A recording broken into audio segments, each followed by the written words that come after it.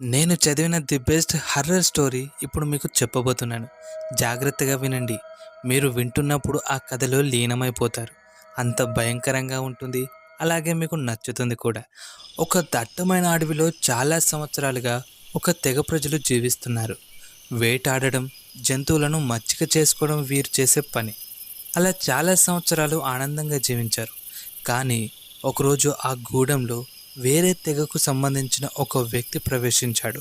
అప్పటి నుండి అనుకోని సంఘటనలు ఆ గూడెంలో జరుగుతూనే ఉన్నాయి. ఆ వ్యక్తి అసలు పేరు కానీ, అసలు ఏ తెగకు సంబంధించిన వ్యక్తి అని ఎవ్వరికీ తెలియదు. వ్యక్తిగత సమాచారం అడిగిన ప్రతిసారి ఏదోలా ఏదో ఒకటి చెప్పి వెళ్ళిపోయేవాడు. అయితే ఆ వ్యక్తి పేరు మగోలి. ఇతని వల్ల జరిగిన కొన్ని సంఘటనల వల్ల చాలామంది ప్రజల ప్రాణాలు పోయాయి.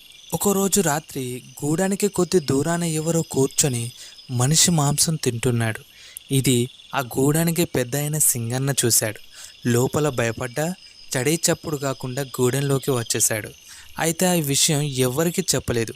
అతనెవరు, అతను ఏం చెయ్యాలనుకుంటున్నాడు అనేది పూర్తిగా తెలుసుకొని అందరికీ చెప్పాలనుకుంటాడు. మరుసటి రోజు ఆ గూడెంలో కాశీ అనే వ్యక్తి కనపడడం లేదని అందరూ అడవిలోకి గాలించడం మొదలుపెట్టారు. సాయంత్రానికి సగం తిన్న కళేబరం దొరికింది. అందరూ ఏదో పెద్ద జంతువే తినేసింది అనుకున్నారు. కానీ అసలు ఏం జరిగిందో సింగన్నకు మాత్రమే తెలుసు. మళ్ళీ కొన్ని రోజులకు ఒక నది దగ్గర కూడా ఇలానే మరొక కళేబరం దొరికింది. సింగన్న ఎంత తెలుసుకోవాలన్నా సాధ్యం కావడం లేదు. ఒక్కొక్కరుగా గూడెంలో ప్రజలు చనిపోతున్నారు. సింగన్న భరించలేక ఒక నిర్ణయం తీసుకున్నాడు. దాంతో ఈ సమస్యకు ముగింపు పెట్టచ్చు అని బలంగా నమ్మాడు. ప్రతిరోజు రాత్రివేళలా మగోలి ఎటు వెళ్తున్నాడు, ఏం చేస్తున్నాడు అనేది కనిపెట్టండి అని గూడెంలో ఉన్న ప్రతి ఒక్కరికి ఒంటరిగా చెప్పాడు. అలా ప్రతి ఒక్కరూ మగోలిని చీకటి కాగానే కనిపెట్టడం మొదలుపెట్టారు. కొన్ని రోజుల దాకా ఎవరు చనిపోకపోవడం చూసి మగోలియే అంతకుడని గూడెం ప్రజలంతా నమ్మారు.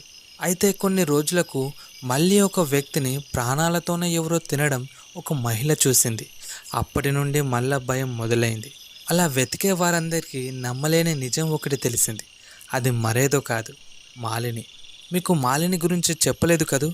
తాను ఒక కుష్ఠరోగ పీడితురాలు, అలాగే అనాథ కూడా. చిన్ననాడే తన తల్లిదండ్రులు సింహం చేతిలో మరణించారు. యుక్త వయసు రాగానే కుష్ఠవ్యాధి బారిలో పడి ఒంటరిగానే పెరిగింది. కానీ తనకి వయసు పెరిగే కొద్దీ కోరికలు కూడా పెరుగుతూ వచ్చాయి. కానీ వ్యాధి ఉండటం వల్ల ఏ పురుషుడు కనీసం చూడను కూడా చూడలేదు.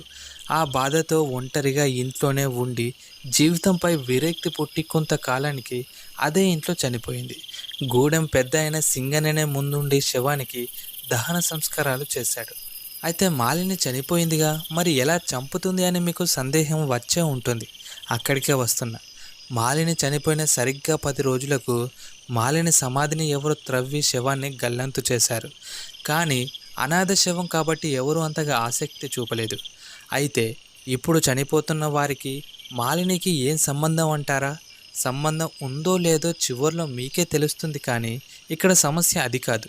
సమస్యల్లా చనిపోతుంది ఆడవారే, అది కూడా ఆదివారం.